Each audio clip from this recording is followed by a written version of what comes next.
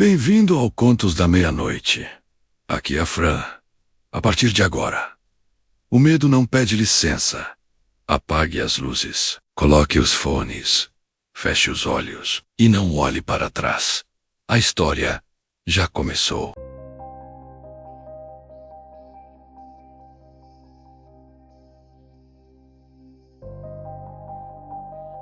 Chegamos ao local no fim da tarde, após horas dirigindo por estrada de terra irregular, guiados por mapas antigos e indicações vagas. O ponto aparecia como área de camping informal perto de um rio estreito.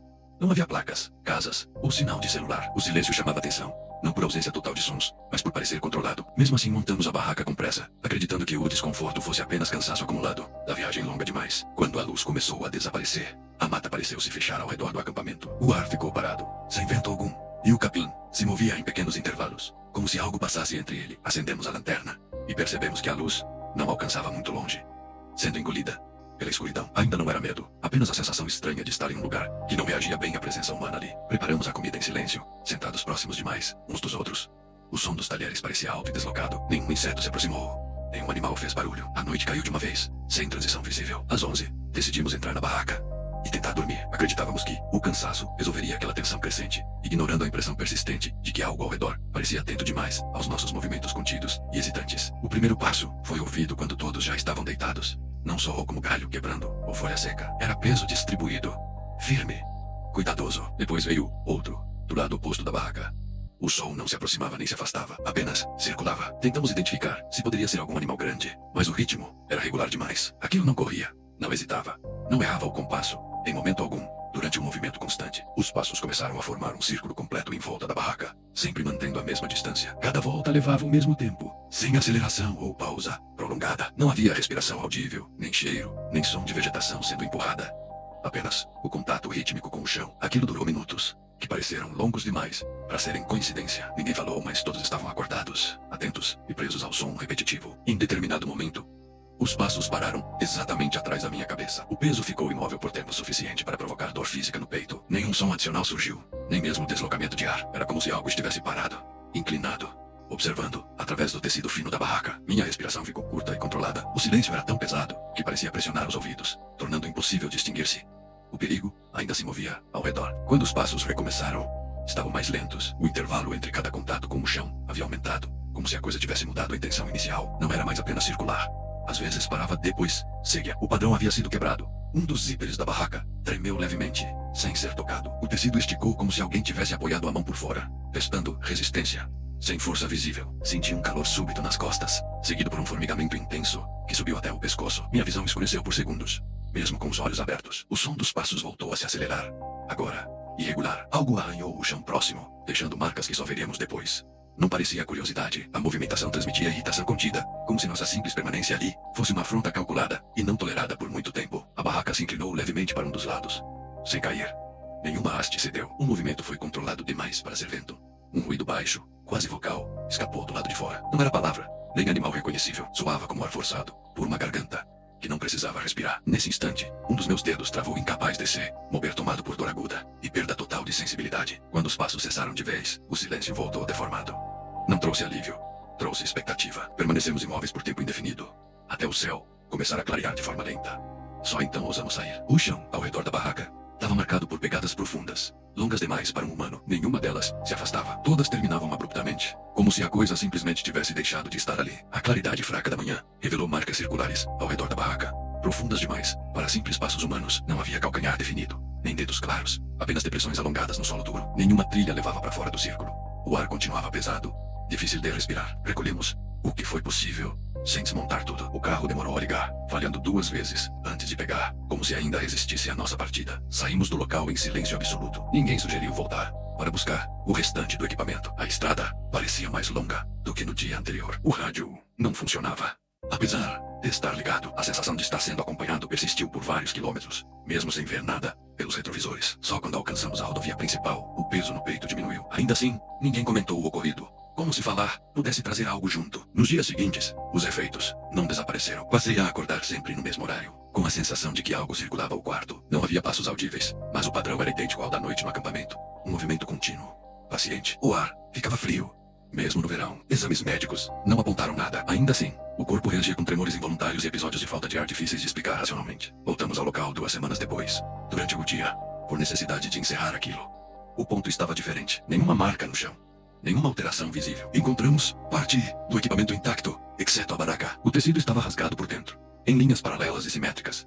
Como se algo tivesse pressionado e deslizado repetidas vezes. Não havia sinal de faca, animal ou desgaste natural que explicasse aquele padrão preciso e repetitivo. Moradores da região disseram que ninguém acampa ali depois do pôr do sol. Não falaram em ataques ou mortes, apenas em movimentações estranhas. Um deles mencionou que à noite o terreno anda.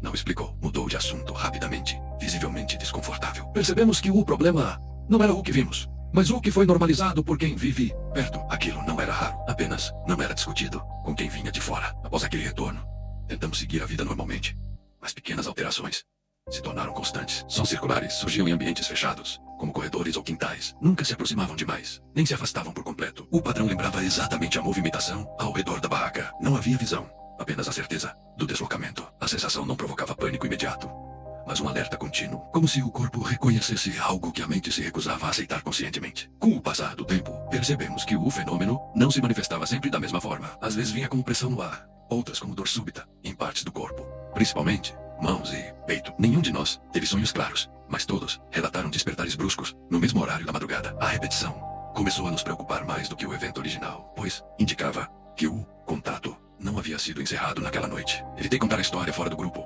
temendo parecer exagero ou invenção. Ainda assim, um conhecido mais velho ouviu em silêncio e apenas comentou que certos lugares funcionam como pontos de passagem. Disse que algumas coisas não seguem pessoas, mas reconhecem quando são reconhecidas. Aquela frase ficou presa na mente. Não parecia superstição comum, soava como aviso tardio, dado por alguém que sabia exatamente do que estava falando e preferia não aprofundar. Os episódios diminuíram com os meses, mas nunca cessaram completamente. Tornaram-se espaçados, imprevisíveis. Em noites muito silenciosas, ainda sinto a mesma pressão nos ouvidos e a sensação de movimento circular ao redor da casa. Não há ruído claro, apenas a certeza do trajeto. Nunca houve tentativa de aproximação direta. É como se a coisa mantivesse distância suficiente para ser percebida, mas não confrontada, respeitando um limite que desconhecemos. O mais perturbador é que o medo não está ligado a ataque ou violência. Está ligado à constância, ao entendimento de que algo observou, avaliou e decidiu recuar. Não por incapacidade, mas por escolha. Não houve aviso, nem ameaça explícita. Apenas a confirmação silenciosa de presença. Desde então, evito locais isolados à noite e desconfio de silêncios longos demais. Nem tudo que circula precisa ser visto para continuar existindo. Com o tempo, entendemos que o episódio não nos transformou em alvo, mas em referência. Algo reconheceu nossa presença e registrou nossa reação. Isso explicava a ausência de agressão direta. Não fomos expulsos à força, apenas observados, até que fôssemos embora, por decisão própria. A ideia de que a coisa poderia ter feito mais, mas escolheu não fazê-lo, tornou-se mais perturbadora do que qualquer ataque explícito que pudesse ter ocorrido naquela noite. Revisitando mentalmente cada detalhe, percebemos que o comportamento sempre seguiu uma lógica precisa. Aproximação gradual, TSTD, limites, imitação de sons e retirada completa. Nada foi aleatório. O padrão se repetiu em todos os relatos posteriores entre nós. Isso afastou qualquer tentativa de explicar como histeria coletiva. Havia método, e onde há método, há intenção, mesmo que não compreendamos sua origem ou propósito final. Nunca mais conseguimos dormir profundamente quando estamos juntos, no mesmo ambiente. Pequenos ruídos ganham importância exagerada. Qualquer movimento circular chama atenção imediata. Criamos hábitos inconscientes de observar portas, janelas e corredores. Não é medo constante, mas vigilância. Algo aprendido naquela noite e incorporado ao cotidiano. Uma adaptação silenciosa, semelhante à de quem sobreviveu a um evento que não pode ser explicado, apenas respeitado. O local do acampamento deixou de aparecer em fóruns e mapas digitais. Meses depois, não sabemos se foi removido por alguém ou se nunca deveria estar ali. Nenhum registro oficial menciona a área como ponto recreativo. É como se o lugar tivesse sido apagado aos poucos, sem alarme. Isso reforçou a sensação de que certas ocorrências não são negadas, apenas deixadas fora do alcance de quem não sabe exatamente onde procurar. Hoje, quando penso naquela noite, não lembro de formas, olhos ou vozes definidas. O que permanece é o som cadenciado de passos, descrevendo um círculo perfeito, uma movimentação paciente, sem pressa, sem erro. Aquilo não precisava se mostrar para existir, bastou estar ali, ao nosso redor, para deixar claro que nem todo território vazio está realmente desocupado, principalmente quando o silêncio parece atento demais. Evito usar nomes como criatura, entidade ou espírito para descrever o que ocorreu. Esses termos simplificam algo que não foi simples. O que encontramos naquela noite não demonstrou emoção, fome ou raiva. Demonstrou consciência espacial e paciência. Observou sem pressa,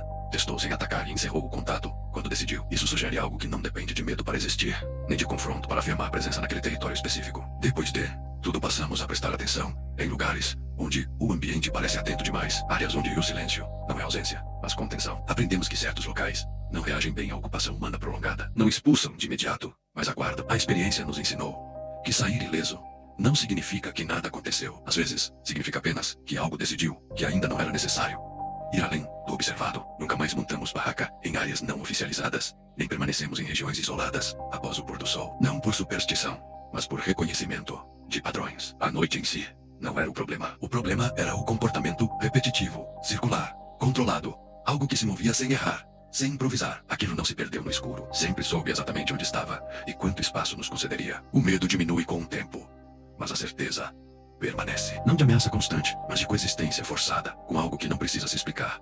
Não houve aviso, nem mensagem final, apenas a retirada silenciosa. Às vezes, isso é mais perturbador do que qualquer encerramento violento, porque deixa claro que o contato não foi um acidente, mas uma escolha momentânea, interrompida, sem garantia de que não possa se repetir. Naquela noite, alguém andava em volta da barraca, descrevendo um círculo perfeito no escuro. Não para atacar, não para assustar de imediato, mas para marcar presença e medir reações. Nunca vimos forma, rosto ou olhos. Ainda assim, sabemos que não foi imaginação. Algumas experiências não deixam marcas visíveis, Date some padre, ou memória, e a compreensão inquietante de que nem todo silêncio significa ausência. Se o silêncio aí do seu lado ficar estranho, continue ouvindo. Este é só mais um relato. O grupo era formado por 9 estudantes experientes em montanhismo, todos acostumados a clima extremo. Partiram para a travessia da Serra Rolate adaptada em fevereiro, com equipamentos adequados e planejamento detalhado. O último registro foi um diário comum, sem sinais de tensão. A previsão indicava nevasca leve, nada fora do padrão. Ainda assim, moradores locais alertaram sobre aquela região específica, dizendo que o vento ali não se comportava como em outros vales próximos. No terceiro dia, montaram acampamento em uma encosta aberta. Decisão estranha para quem conhecia abrigo natural logo abaixo. A barraca foi fixada corretamente, mas a posição expunha o grupo ao vento direto. Durante a madrugada, algo aconteceu de forma abrupta. A lona foi cortada de dentro para fora em vários pontos. Nenhum sinal de ataque externo direto. Pegadas indicavam fuga em direções desorganizadas. Algumas pessoas descalças, outras vestindo apenas roupas internas. Os corpos começaram a ser encontrados dias depois, espalhados pela encosta e pela floresta abaixo. 2 estavam próximos a uma fogueira improvisada, sem roupas adequadas, com sinais claros de hipotermia. Outros apresentavam fraturas graves no tórax e no crânio, compatíveis com impacto extremo, mas sem ferimentos externos proporcionais. Uma das vítimas tinha olhos ausentes, outra língua arrancada. Nenhum sinal de luta entre eles, nenhuma pegada adicional, além das do próprio grupo. Investigadores descartaram a avalanche, devido à ausência de deslocamento de neve significativo. Animais também foram excluídos. Os ferimentos internos não correspondiam à queda simples. Relatos de moradores indicaram luzes estranhas no céu naquela noite, mas foram ignorados oficialmente. Instrumentos fotográficos recuperados mostravam imagens tremidas, com figuras escuras indistintas ao fundo. Uma das fotos nunca foi explicada. O filme estava parcialmente queimado, como exposto a calor intenso e breve. O relatório final concluiu força natural, desconhecida, como causa do ocorrido, encerrando o caso sem maiores explicações. Porém, documentos anexos permaneceram classificados por décadas. O padrão de abandono da barraca, o comportamento ilógico em condições extremas e os ferimentos incompatíveis continuam sem resposta definitiva. A serra recebeu um novo nome após o incidente, traduzido livremente como montanha que não permite retorno. Nenhum grupo repetiu a travessia completa desde então. Naquela noite, a temperatura caiu abruptamente, além das previsões. Ventos cortantes provocaram ruídos constantes, dificultando a comunicação. Testemunhos indiretos indicam que a barraca tremia como se algo tentasse empurrá-la. As lâminas de vento eram intermitentes, mas de força incomum. O grupo decidiu se reorganizar internamente, tentando manter contato visual. Alguns começaram a tremer severamente, mesmo com camadas de roupa e cobertores. O diário de uma das vítimas registrou movimentos estranhos fora da barraca, sons metálicos e arrastos próximos, que paravam quando olhavam, sugerindo observação constante. Tentaram manter calma, mas decisões ficaram ilógicas. Abriram a lona e saíram para buscar abrigo fora do planejado. Alguns caminharam descalços na neve, respondose à hipotermia imediata. O deslocamento não tinha destino claro, movendo-os em direções erráticas e separadas. A desorientação aumentou rapidamente. O vento e a escuridão encobriam pegadas, tornando impossível rastrear trajetórias precisas. Alguns encontraram pequenas elevações, tentando se proteger da força do ar, mas permaneceram expostos a temperaturas mortais. Fragmentos de equipamento foram deixados para trás, inclusive mochilas e botas. A lógica do grupo foi quebrada como se algo externo manipulasse percepção e decisões, acelerando os efeitos do frio extremo. Quando foram encontrados, parte do grupo estava em posição fetal, tentando se aquecer mutuamente, outros em postura de fuga. Os ferimentos internos não explicam a força externa, sugerindo compressão intensa, sem impacto visível. Traços de queimaduras localizadas em roupas indicam calor súbito, de curto alcance, mas sem sinal de incêndio. Nenhum animal pôde causar os danos observados. Tudo indicava ação de força desconhecida, deliberada e seletiva. A barraca estava completamente rasgada, parcialmente coberta por neve compacta. Nenhum vestígio de luta ou arrasto de grandes objetos. Algumas fotografias registraram sombras longas e distorcidas entre os troncos próximos. Em um caso, a face de uma vítima parece distorcida e pálida, quase translúcida. Documentos oficiais omitiram esses detalhes. Os sobreviventes do último contato com o grupo descrevem sensação de observação intensa, como se a montanha estivesse viva, escolhendo quem poderia ou não permanecer ali. Ao se afastarem da barraca, alguns estudantes seguiram em direção a uma colina próxima, acreditando ser o ponto mais seguro.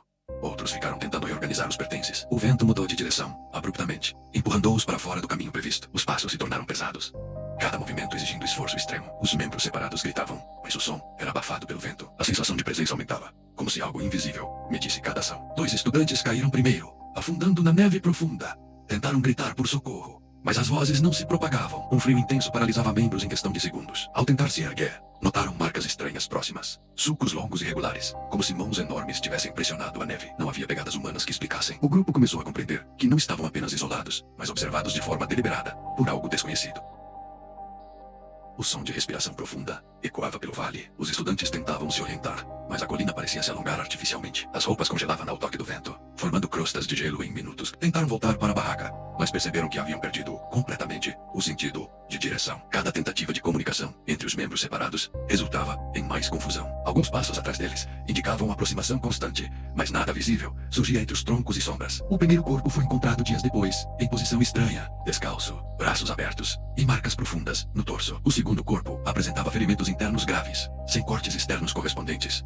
Nenhum sinal de luta. Equipamentos foram deixados no local, aparentemente jogados. O grupo restante nunca conseguiu explicar as decisões que tomaram. Alguns relatos indicam que houve corrida para fugir de algo que não viam, guiados apenas por instinto e sensação de ameaça extrema. A barraca foi finalmente examinada. Rasgos, de dentro para fora, indicavam saída rápida, talvez forçada, por pânico coletivo. Cobertores e sacos de dormir estavam parcialmente queimados, mas sem fogo ativo.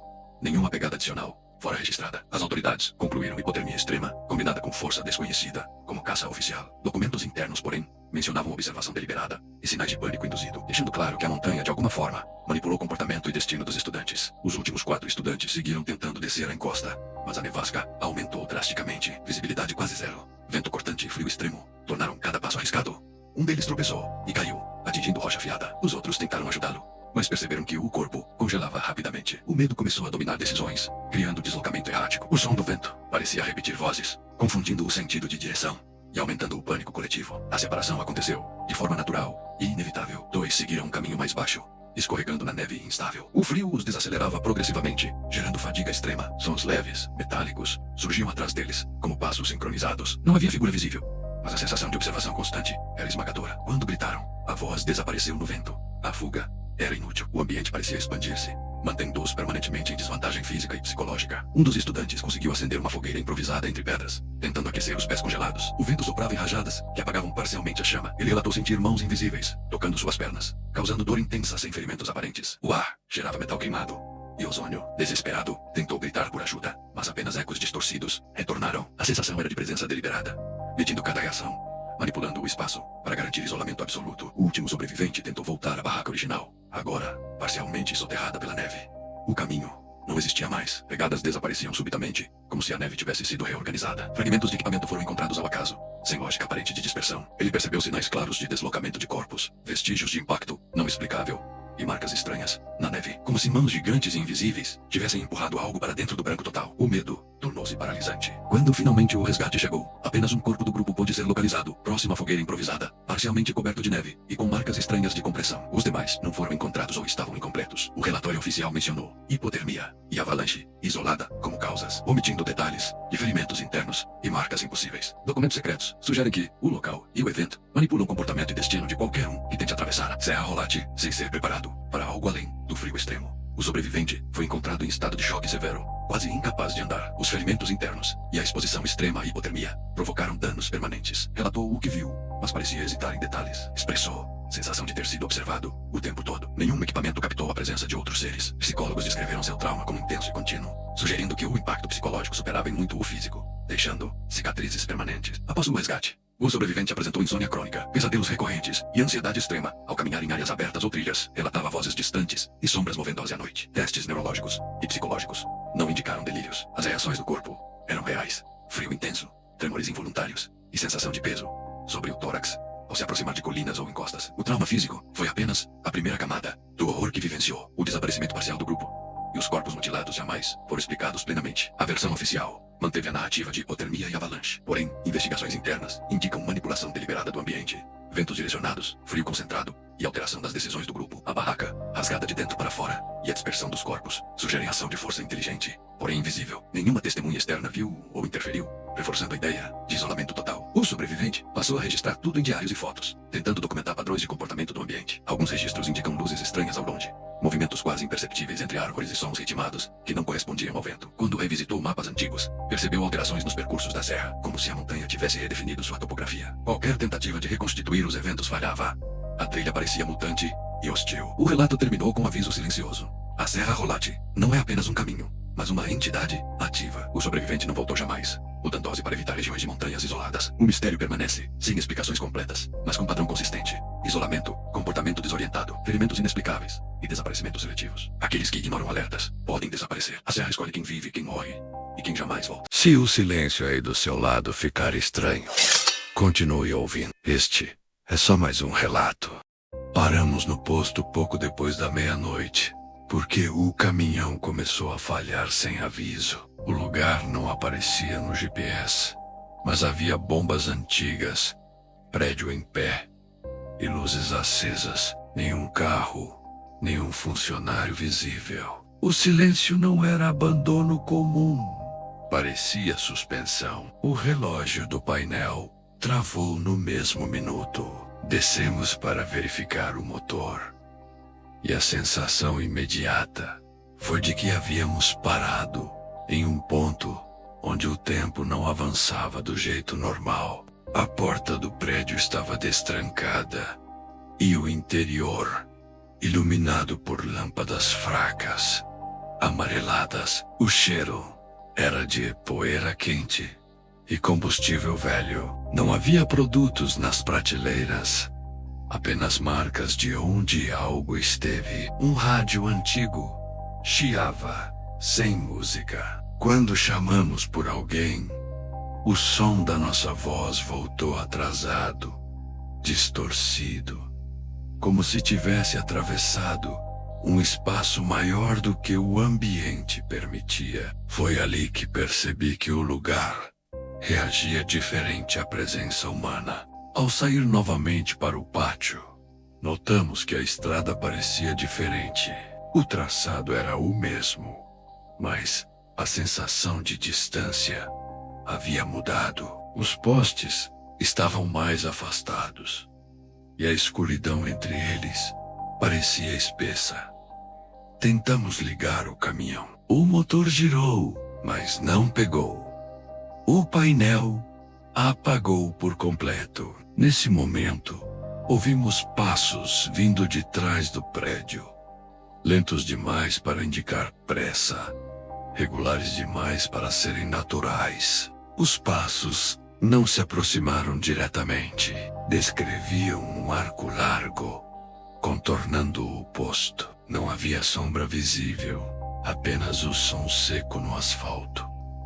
Cada passo ecoava mais do que deveria. A luz de uma das lâmpadas piscou e apagou. O rádio dentro do prédio aumentou o chiado sozinho. Um dos meus dedos começou a formigar, seguido por dormência no braço inteiro, como se algo estivesse interferindo fisicamente no corpo, não apenas na mente. Decidimos voltar para o caminhão e dar ré, mas a estrada atrás parecia longa demais, como se tivesse sido esticada. Dirigi por quase 5 minutos e o posto continuava visível no retrovisor, na mesma distância. Não importava a velocidade. Ao parar, o relógio do painel voltou a funcionar, marcando exatamente o mesmo minuto da parada inicial. Foi ali que entendemos que sair pelo mesmo caminho Não era mais uma opção disponível. Descemos novamente do caminhão com a sensação clara de estarmos sendo observados por algo que não precisava se esconder. O ar estava mais pesado, dificultando a respiração profunda. O som dos nossos passos parecia atrasado, como se o chão respondesse depois. Ao contornar o prédio, encontramos marcas no asfalto, semelhantes a arrastos longos, paralelos, indo e voltando. Nenhuma delas levava para fora do posto. Todas retornavam ao mesmo ponto escuro, atrás da construção. Um barulho metálico ecoou do interior do prédio, seguido pelo rádio. Desligando sozinho, as lâmpadas restantes começaram a piscar em sequência, nunca juntas. A sensação de dormência se espalhou pelas pernas.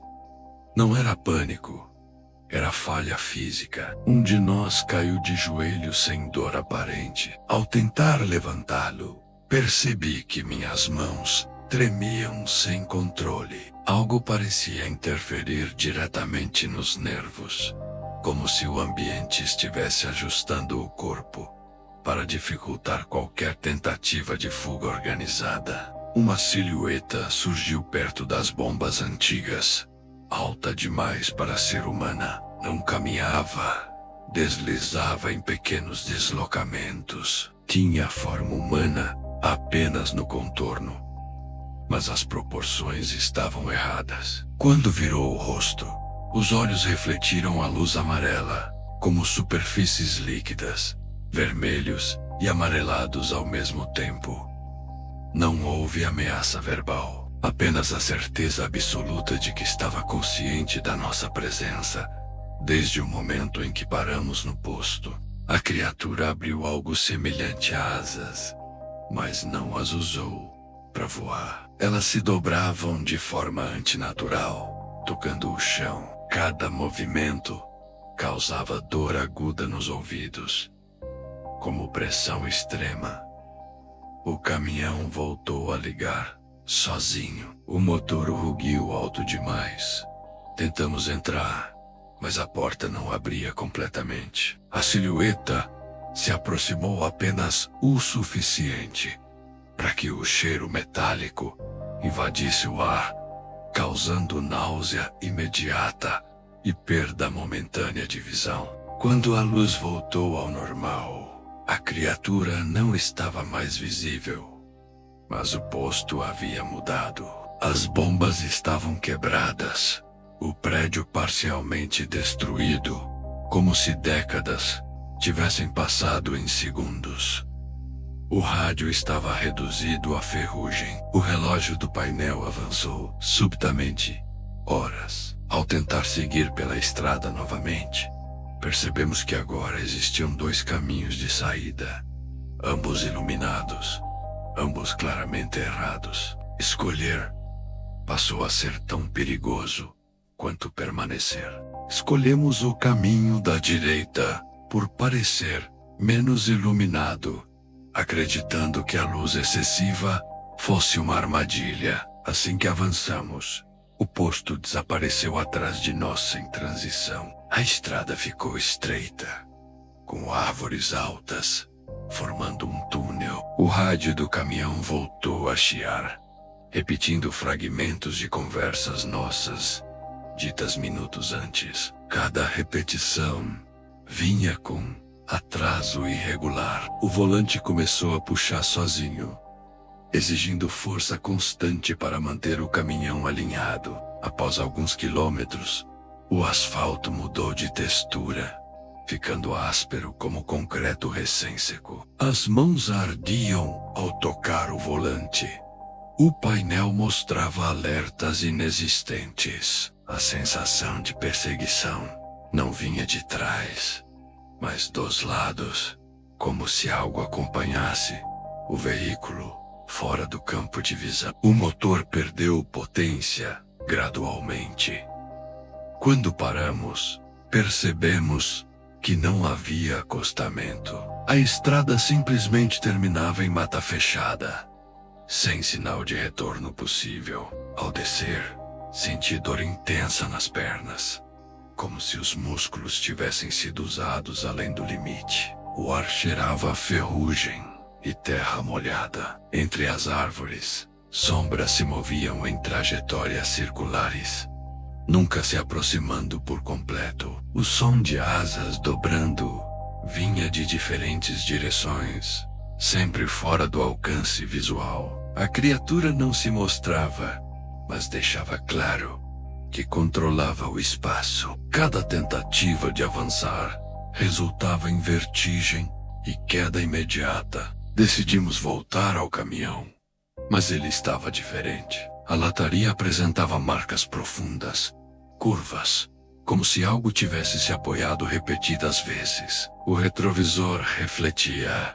olhos amarelados que não correspondiam a nenhum corpo visível. Ao ligar o motor, uma dor lancinante atravessou o peito, forçando-nos a desligar. Ficou claro que o veículo não era mais meio de fuga, apenas extensão do lugar. Permanecer dentro ou fora causava o mesmo desgaste físico progressivo. Foi então que o som dos passos retornou, agora mais próximo e acelerado. A criatura revelou parcialmente o corpo entre as árvores, mostrando a forma humanoide distorcida e as asas retraídas.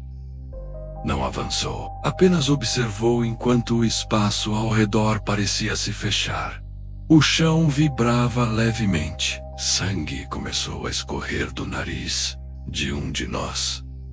Não havia escolha correta. O local exigia decisão imediata, mesmo sabendo que qualquer movimento teria consequências irreversíveis. Optamos por seguir a pé pela mata, acreditando que o espaço aberto favorecia a criatura. Assim que demos os primeiros passos, o som dos nossos movimentos foi absorvido, como se o chão fosse macio demais. A luz parecia não se propagar entre as árvores. A dor nas pernas aumentava a cada metro. Não era cansaço comum, mas resistência ativa do ambiente. A sensação era de atravessar um lugar que rejeitava deslocamento, ajustando o corpo para falhar gradualmente. Entre os troncos, a silhueta surgia e sumia, sem deslocamento contínuo. Os olhos refletiam luz inexistente. As asas se abriam apenas o suficiente para tocar galhos altos, produzindo estalos secos.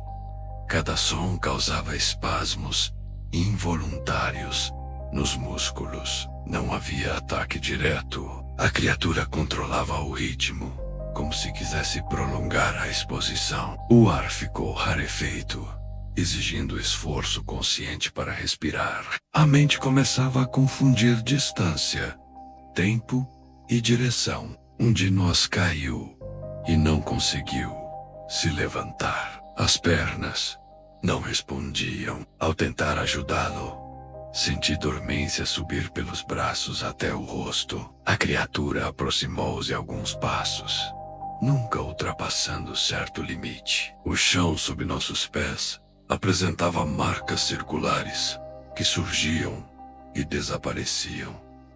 Não eram pegadas fixas, eram sinais temporários, como se o próprio solo reagisse à presença dela, moldando-se para restringir ainda mais qualquer tentativa de avanço ou retorno. O som de motor ecoou ao longe, impossível de localizar. Não havia estrada visível. O ruído vinha de todos os lados ao mesmo tempo. A criatura parou de se mover e inclinou a cabeça, como se avaliasse uma variável inesperada. Aproveitamos a pausa para arrastar o companheiro caído alguns metros. A cada movimento, A dor aumentava exponencialmente. Era como se o espaço cobrasse fisicamente por cada decisão tomada fora do lugar designado.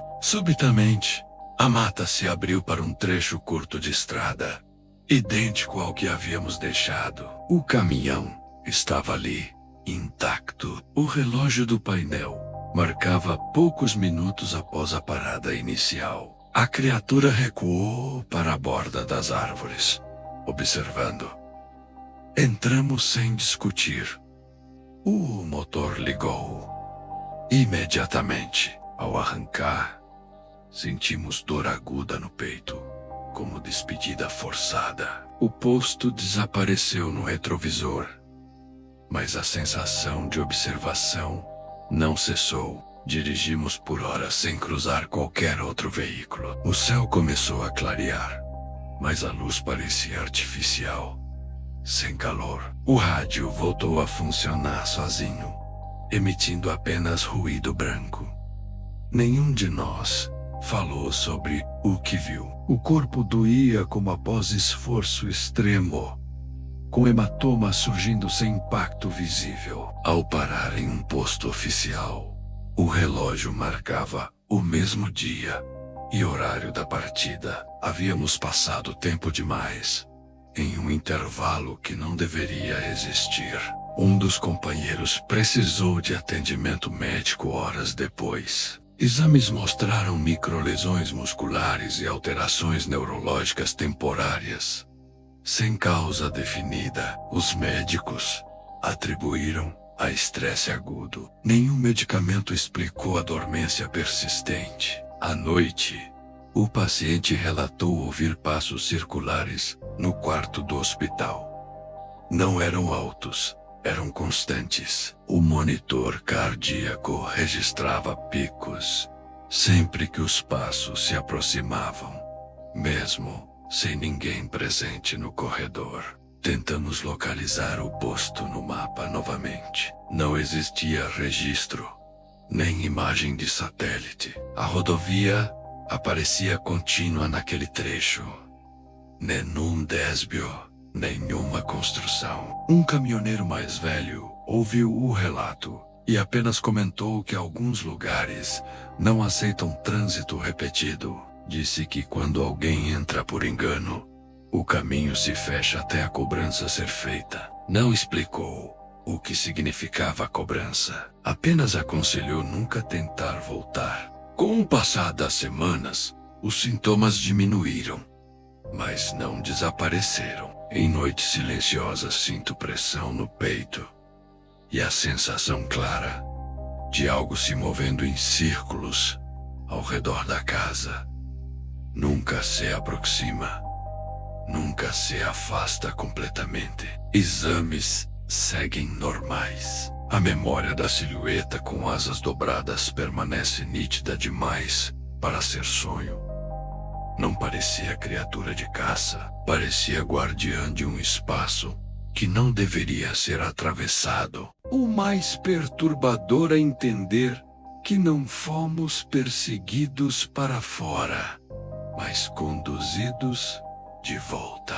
A criatura controlou cada saída possível, cada tentativa de fuga. Não houve violência direta, apenas desgaste progressivo. Aprendi que alguns lugares não atacam intrusos. Eles testam limites até que o corpo fale e a mente aceite ir embora. Desde então, evito parar onde o GPS falha e o silêncio parece organizado demais. Depois daquela noite, passei a reconhecer sinais que antes ignorava. Postos sem registro, trechos onde o rádio falha, lugares em que a luz parece não se espalhar direito. Não sinto mais curiosidade, apenas alerta imediato. O corpo reage antes da mente. Um aperto no peito, a mesma dormência inicial. Não é medo comum, é memória física. Algo aprendeu nosso limite naquela estrada E nós aprendemos que nem toda rota aceita retorno. Sem consequência, nunca falamos novamente da criatura com asas. Mas sabemos que todos lembramos da mesma forma a silhueta alta, os olhos refletindo luz inexistente. O movimento sem pressa não parecia faminta nem violenta. Parecia funcional. Cumpria um papel específico naquele espaço. Isso é o que mais assusta. Não era algo perdido ou caçando. Era algo em atividade constante, mantendo aquele trecho isolado de quem não deveria permanecer ali, além do permitido. Às vezes sonho que estou dirigindo e o relógio do painel trava. Novamente, a estrada se alonga e o posto reaparece à distância exata, impossível de alcançar ou deixar para trás. Acordo sempre antes de parar, com dor real nos músculos e suor frio. O corpo reage como se ainda estivesse lá. Não é trauma comum. É como se parte de mim tivesse ficado naquele intervalo, registrada pelo lugar da mesma forma que fomos registrados por ele. Nunca houve convite para retornar, nem tentativa clara de contato depois disso. Ainda assim, evito certas rotas à noite, mesmo que encurtem horas de viagem. Não confio em locais onde o silêncio parece organizado demais, onde nada se move sem propósito. Aprendi que nem toda ameaça corre atrás. Algumas apenas ajustam o espaço, até que você não tem escolha. Além de sair carregando marcas que só o próprio corpo reconhece. Naquela noite, paramos em um posto que não existia e fomos observados por algo que não precisava se revelar por completo. Não fomos atacados, mas fomos avaliados, conduzidos e devolvidos. O caminho se fechou e abriu quando decidiu. Desde então, sei que algumas estradas não levam a lugar nenhum. Elas apenas testam quem passa por elas. E quem sai nunca retorna exatamente do mesmo jeito que entrou.